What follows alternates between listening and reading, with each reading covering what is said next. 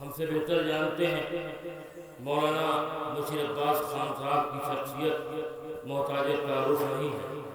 میں مولانا موصوف کی تقریر کو آپ حضرات کے اذہان عالیہ سے متصل کرنے کے لیے 4 مصرے انجمن امامیہ رجسٹرڈ کے اس تاریخی جلوس 16 صفر کے 28 سے ایک پیغام کی شکل میں دینا چاہ رہا ہوں۔ 16 صفر کے جلوس کا لائیو ٹیلی کاسٹ ہو رہا ہے اور آپ حضرات سے گزارش ہے کہ اپنے اعزاء و اقارب کو بذریعہ فون اطلاع کر دیں۔ جو حضرات شرکت نہیں کر سکے ہیں وہ لائیو شرکت کر کے ثواب دارین حاصل کر سکتے ہیں۔ سوگواران امام مظلوم کربلا، میں مولانا موصوف کی تقریر کو آپ حضرات کے اذہان عالیہ سے متصل کرنا چاہتا ہوں۔ 4 مصروں کی شکل میں ایک پیغام دینا چاہتا ہوں کہ ناپاک زبانوں سے نہ لو نام حسین، ناپاک زبانوں سے نہ لو نام حسین، لوٹی ہوئی دولت سے محرم نہ کرو۔ پیغام دے رہا ہوں 16 صفر کی تاریخی جلوس سے کہ ناپاک زبانوں سے نہ لو نام حسین، لوٹی ہوئی دولت سے محرم نہ کرو۔ میں سرزمین کریم پور نقپور پہ یہ شعر پڑھنے کی سعادت حاصل کر رہا ہوں۔ یہ خطہ اودھ کا علاقہ ہے۔ میں شعر پیش کر رہا ہوں میں آپ حضرات کی خدمت عالیہ میں کہ ناپاک زبانوں سے نہ لو نام حسین، لوٹی ہوئی دولت سے محرم نہ کرو۔ تو جن ہاتھوں سے ظالم کی حمایت کی ہے ان ہاتھوں سے شبیر کا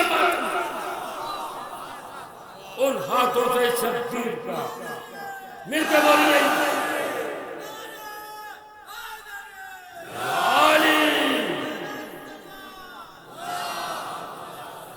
یہ خطہ اودھ کا علاقہ سرزمین کریم پور ایک ایسا نعرہ لگایا آپ حضرات، نجف رسا نعرہ، میرے ساتھ مل کے دونوں ہاتھ بلند کر کے نعرہ حیدری۔ 4 مصرے میں اور حاصل کر رہا ہوں آپ حضرات کے اذہان عالیہ کے حوالے کرنا چاہتا ہوں۔ کیا سبب ہے، کیا وجہ ہے، کیا ریزن ہے، کیا کارن ہے کہ ہر مذہب، ہر ملت، ہر قوم میں امام حسین کے چاہنے والے افراد پائے جاتے ہیں؟ کیا وجہ ہے؟ 4 مصروں میں پیش کرنا چاہتا ہوں۔ یہ آخری 4 مصرے، اس کے بعد مولانا موصوف ہوں گے اور آپ حضرات کی سماعتیں ہوں گی کہ یہ چھوٹا سا آنسو جو اشکدان میں ہے، سرزمین جلال پور، سرزمین کریم پور اور اس کے گرد و نواح کا علاقہ، یہاں پہ یہ عالموں کی بستی، یہ ذاکروں کی بستی، یہ خطیبوں کی بستی، یہ حاجیوں کی بستی، یہ کربلائیوں کی بستی، اہل نظر کی بستی، اہل خیرت کی بستی، اہل ہنر کی بستی میں شعر پیش کرنا چاہتا ہوں۔ سرزمین جلال پور پہ یہ شعر 4 مصرے زبان کے شعر کہ ایک چھوٹا سا آنسو جو اشکدان میں ہے، یہ ایک چھوٹا سا آنسو جو اشکدان میں ہے، غم حسین کے سب سے بڑے مکان میں ہے۔ یہ چھوٹا سا آنسو جو اشکدان میں ہے، غم حسین کے سب سے بڑے مکان میں ہے۔ اسی لیے تو ہے ہر قوم میں عزاداری، اسی لیے تو ہے ہر قوم میں عزاداری، غم حسین کا قرآن ہر زبان میں ہے۔ غم حسین کا قرآن ہر زبان میں ہے۔ آئیے نہایت ہی ادب و احترام کے ساتھ عالی جناب عزت مآب خطیب آل محمد، ذاکر امیر خلد جوانی، وکیل حق زہرا مولانا مشیر عباس خان صاحب کی خدمت میں حرف التماس لے کر چل رہا ہوں کہ وہ تقریر سے آپ حضرات کو نوازیں، اور آپ حضرات سے گزارش کر رہا ہوں کہ بلند ترین صلوات سے مولانا موصوف کا خیر مقدم فرمائیں۔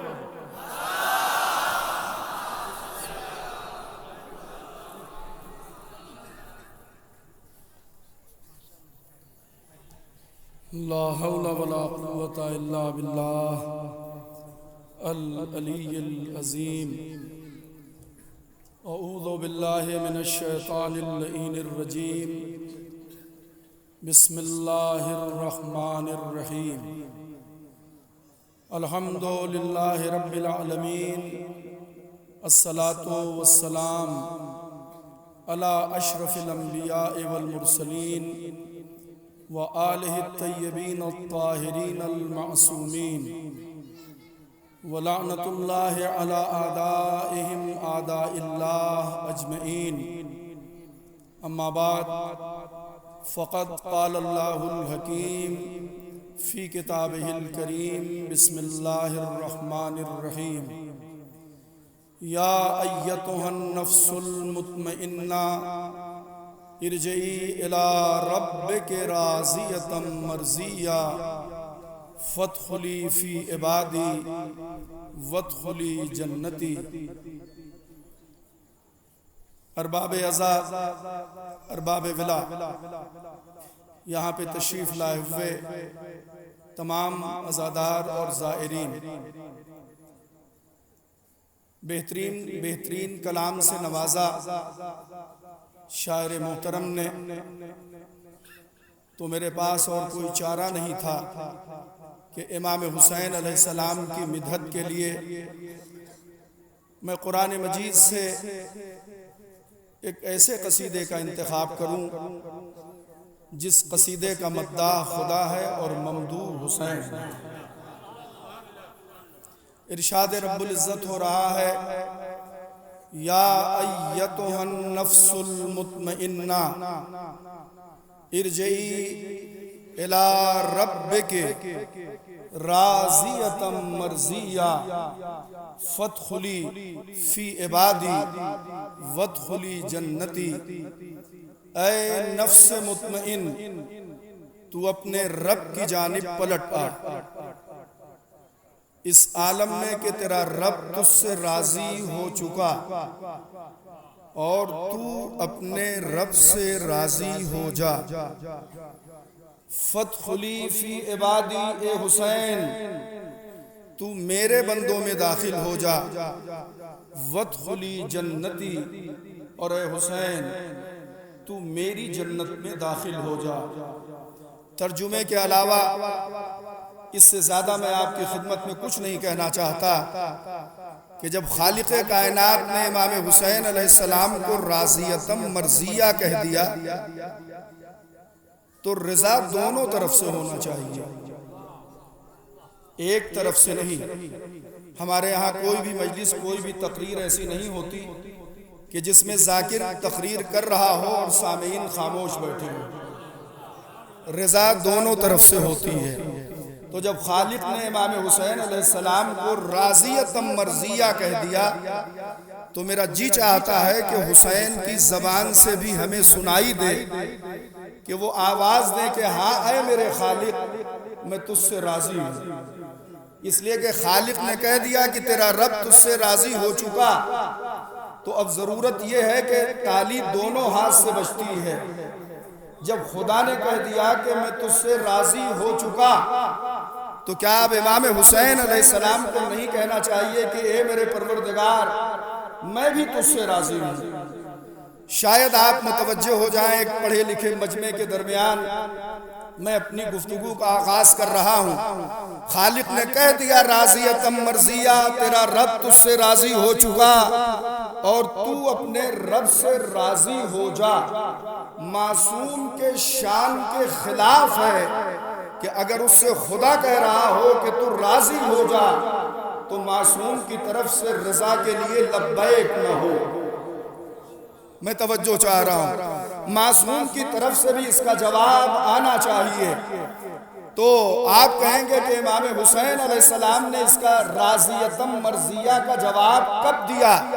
تو میں آپ سے عرض کروں کہ امام حسین علیہ السلام نے راضیۃ مرضیہ کا جواب کربلا کے چٹیل میدان میں دیا. اس لیے کہ دنیا کا کوئی بھی مسلمان جب کسی کے انتقال کی خبر سنتا ہے تو صرف اتنا کہتا ہے انا للہ و انا الیہ راجعون. اس سے زیادہ پوری دنیا میں کوئی نہیں پڑھتا، اور اتنا ہی ہے قرآن کی آیت میں. مگر میں نے جب امام حسین علیہ السلام کی زبان سے سنا تو میرے مولا نے فرمایا انا للہ و انا الیہ راجعون. رضن بقضائہ و تسلیما لامرہ، راضیتم مرضیہ خدا کی طرف سے تھا، رضن بقضائہ حسین کی طرف سے تھا۔ ایک بلند ترین صلوات پڑھ دے مل کے محمد اور آل محمد۔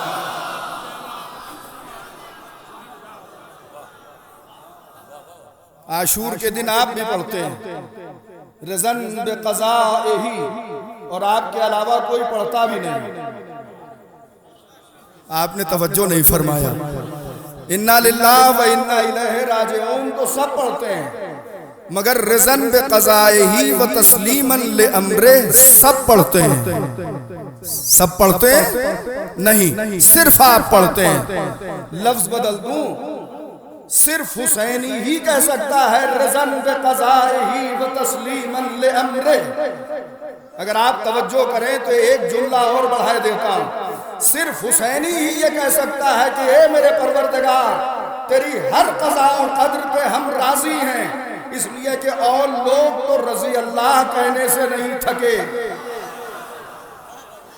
رضن بقضائہ و تسلیما لامرہ، ایک صلوات مل کے پڑھیں۔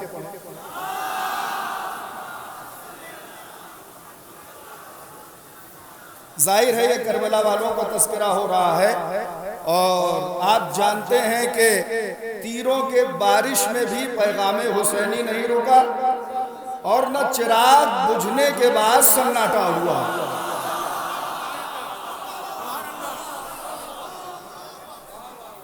اور اس علاقے سے میں آج سے نہیں 1994 سے واقف ہوں کہ یہ چند پانی کے قطروں سے ہارنے والی قوم نہیں ہے، یہ لہو سے وضو کر کے نماز پڑھنا جانتے ہیں۔ ایک صلوات پڑھیں مل کے محمد اور آل محمد پر۔ البتہ میں اپنی تقریر کو مختصر ضرور کروں گا، تو رضن بقضائہ و تسلیما لامرہ یہ کس نے کہا؟ یہ سرکار سید الشہداء نے فرمایا۔ آپ میری طرف متوجہ رہیں، تھوڑا سا بھیگ ہی جائیں گے، بستی کے لوگ تو اپنے گھر میں جا کے کپڑے بھی بدل سکتے ہیں۔ تو سرکار سید الشہداء نے فرمایا رضن بقضائہ و تسلیما لامرہ، اے میرے پروردگار میں تیری قضاء و قدر پہ راضی ہوں۔ اور ایک فقرہ یہ موضوع سے متعلق نہیں تھا مگر مجھے کہنا پڑ رہا، بس اسی کے بعد مصائب پڑھتا ہوں کہ جب جناب زینب سلام اللہ علیہا دربار یزید میں پہنچی ہیں، اور دربار یزید میں پہنچنے کے بعد شہزادی جناب زینب سلام اللہ علیہا ایک مرتبہ یزید سے مخاطب ہو کے کہتی ہیں، اے یزید جتنا تیرے بس میں تھا تو نے ظلم کر لیا، جتنا مکر و فریب تیرے بس میں تھا تو نے مکر و فریب کر لیا، جتنا تیرے اختیار میں تھا اتنا ظلم تو نے کر لیا، مگر اتنا جان لے کہ تو ہماری یاد کو لوگوں کے دلوں سے محو نہیں کر سکتا، تو ہماری یاد کو لوگوں کے دلوں سے محو نہیں کر سکتا۔ یہی وجہ ہے کہ آپ سمٹ ضرور گئے مگر آپ نے میدان نہیں چھوڑا، اس لیے کہ اگر آپ بدر میں ہوتے تو ہم مان لیتے چلے جائیں گے، احد میں ہوتے تو ہم مان لیتے چلے جائیں گے، خیبر میں ہوتے تو ہم مان لیتے چلے جائیں گے، کربلا کے کسی مجاہد نے میدان نہیں چھوڑا۔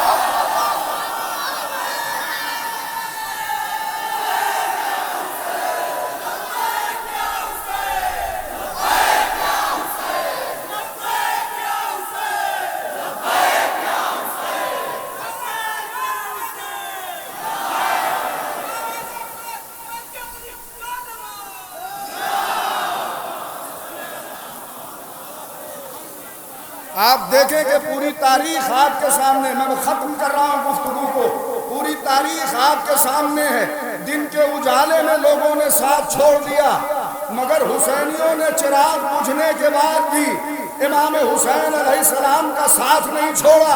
تو میں کہوں گا اے اصحاب حسین، وہ کون سی روشنی تھی کہ چراغ بجھنے کے بعد بھی تمہیں روکے رکھا؟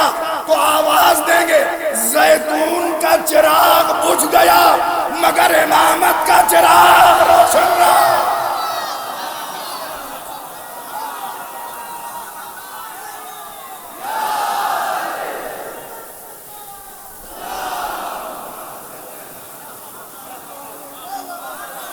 یہ آپ کا امتحان ہے، آپ امتحان کی منزل میں ہیں۔ بس میں صرف اتنا اپنے رب سے کہنا چاہتا ہوں، کاش یہ پانی کربلا میں اس وقت برس گیا ہوتا جب فاطمہ کے لاڈلے نے اپنے شیر خوار کو زمین کربلا پہ لٹایا تھا۔ جزاک اللہ۔ بس بہت مختصر مسائل پڑھوں گا۔ اے میرے پروردگار، کاش یہی پانی کربلا میں برسا ہوتا تو فاطمہ کا لاڈلا اپنے شیر خوار کو جلدی زمین پر نہ لٹاتا۔ حسین کا ایک امتحان سن لے بس۔ ایک موقع وہ آیا کہ جب 3 دن کا بھوکا پیاسا بچہ جس کا سن 6 مہینے سے زیادہ کا نہ تھا، اسے عرض کربلا پہ حسین نے جلتی ہوئی ریتی پر لٹا دیا۔ بلند آواز سے گریہ کریں تو 2 فقرے صرف مصائب کے پڑھوں گا۔ باپ کی محبت کہتی تھی کہ بیٹے کو جلتی ریتی پہ نہ لٹاؤ۔ خدا کا امتحان آواز دے رہا تھا کہ اے حسین، تم اپنے لال کو جلتی ہوئی ریتی پر لٹا دو۔ پانی میں بھیگنے کے بعد آپ کو تکلیف ضرور ہوگی، مگر سوچو جب رباب کا لال جلتی زمین پر لیٹا ہوگا تو ساتھی کوثر کا لاڈلا تڑپ گیا ہوگا۔ تھوڑا سا آواز بلند کریں، بس 2 فقرے مصائب کے اور پڑھوں گا۔ راوی کہتا ہے یہ وہ ششماہ مجاہد ہے جس کا سر نو کے نیزہ پہ چڑھایا گیا۔ 6 مہینے کے بچے کا سر نو کے نیزہ۔ ابھی جیسے بارش ہونے لگی، جن کی آغوش میں خواتین کے بچے تھے وہ لے کے سب سائے میں چلی گئی، مگر فاطمہ کا لاڈلا علی اصغر کو لیے ہوئے تپتی ہوئی دھوپ میں ہے۔ عزیزوں، میں چاہتا ہوں کہ مصائب کو کتنا مختصر کر دوں، بس مصیبت تمام ہو جائے آپ گریہ کر لیجئے۔ راوی کہتا ہے کہ مدینے سے ایک شخص حج کرنے کے لیے گیا، جب وہ پلٹ کے آیا تو چوتھے امام نے پوچھا، اے بھائی تو کوفے ہو کے آ رہا ہے، بتا کوفے کے حالات کیا ہیں؟ اور اس کے ساتھ امام نے خاص مطلب کی طرف اشارہ کیا، اے بھائی یہ بتا دے کہ ہرملہ گرفتار ہوا کہ نہیں؟ چوتھے امام کی طرف سے گریہ کر لو، اے بھائی یہ بتا کہ ہرملہ گرفتار ہوا کہ نہیں؟ تو اس نے کہا نہیں مولا، ابھی ہرملہ گرفتار نہیں ہوا۔ تو امام نے ہاتھوں کو اٹھایا اور بد دعا کی، پروردگار ہرملہ کو جہنم کی آگ سے پہلے دنیا کی آگ میں جلا دے۔ راوی کہتا ہے وہاں سے نکل کے جب میں کوفہ آیا تو میں نے دیکھا کوفے میں ایک شور بلند ہے اور چاروں طرف سے شور اٹھ رہا ہے۔ میں نے پوچھا سبب کیا ہے؟ تو انہوں نے کہا ہرملہ گرفتار ہو گیا۔ اللہ جانے آپ کیسے سنیں گے، دربار مختار میں یہ خوشی کم تھی کہ ہرملہ گرفتار ہو گیا، آنکھوں سے آنسو جاری تھے سب کے کہ علی اصغر کا قاتل۔ مختار کے سپاہیوں نے قید کر لیا، ہرملہ کو لایا گیا۔ حضرت مختار کا دستور یہ تھا کہ ہمیشہ جب کوئی قاتل یا ظالم گرفتار ہوتا تو جناب مختار پوچھتے تو نے کربلا میں کون کون سے ظلم کیے؟ ہرملہ سے بھی پوچھا تو نے کربلا میں کون کون سے ظلم کیے؟ تو ہرملہ کہتا ہے میں نے بہت اہم 3 ظلم کیے ہیں۔ علم پرچم نگاہوں کے سامنے ہے، بغیر روئے نہ اٹھیے گا۔ ہرملہ کہتا ہے سب سے پہلا تیر میں نے اس وقت چلایا جب فراز سے مشکیزہ بھر کے علی کا لاڈلا، اللہ اکبر، خیموں کی طرف روانہ ہوا۔ رو لیجئے تمام مگر وہ تیر مشق سکینہ پہ نہ لگا، جناب عباس کے آنکھ میں جا کے لگا۔ دربار مختار میں رونے کا کوہرام برپا ہوا۔ مختار نے جب آنسو تھمے تو پوچھا ہرملا دوسرا تیر کب مارا؟ تو اس نے کہا کہ جب سارے حسین کے ساتھی شہید ہو گئے، علی اصغر بھی شہید ہو گیا، تو حسین عازم مقتل ہوئے اور لڑتے تھے، پلٹ کے خیمے کی طرف دیکھتے جاتے تھے کہ اب عباس زندہ نہیں ہے۔ اے حسین ذرا خیموں کی خبر لو۔ ہرملا کہتا حسین خیمے کی طرف دیکھ رہے تھے کہ ایک ظالم نے ایک پتھر مارا جو حسین کی پیشانی پہ آ کے لگا۔ فاطمہ زہرا کے لاڈلے نے قبا کی دامن سے خون صاف کرنا شروع کیا تو میں نے تیر کا نشانہ لیا جو حسین کے سینے پہ جا کے لگا، اس سے پار ہو گیا۔ حسین تڑپ کے بولے بسم اللہ و باللہ علی ملت رسول اللہ۔ مصائب کا آخری فقرہ ہے۔ ہرملا کہتا ہے تیسرا تیر چلے کمان میں نے اس وقت جوڑا جب حسین اپنے ننھے مجاہد کو لے کے مقتل کربلا پہ آئے۔ جزاک اللہ۔ یہ تین پھل کا تیر جسے تیرے سے شعبہ کہتے ہیں، زیارت ناحیہ میں آپ کے امام نے فرمایا ہے علی اصغر کا گلا چھدا نہیں، اس کان سے اس کان تک رباب کا لاڈلا ذبح ہو گیا۔ ہرملا کہتا ہے کہ میں نے تیر کو چلے کمان میں جوڑا، علی اصغر کی طرف رہا کیا اور وہ بچہ اپنے باپ کے ہاتھوں پہ منقلب ہو گیا۔ حسین اسے لے کے آگے بڑھتے تھے۔ انا للہ و انا الیہ راجعون۔ حضرت مختار روتے روتے تڑپ گئے۔ اے ہرملا، میں اپنی ماں بہنوں سے آخری فقرہ کہہ رہا ہوں، اے ہرملا تیرا دل بھی کبھی جلا؟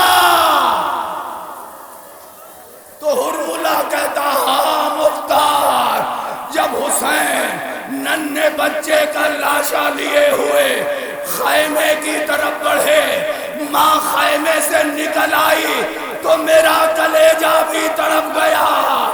رباب نے فرمایا یا بنیا مثلک یدخل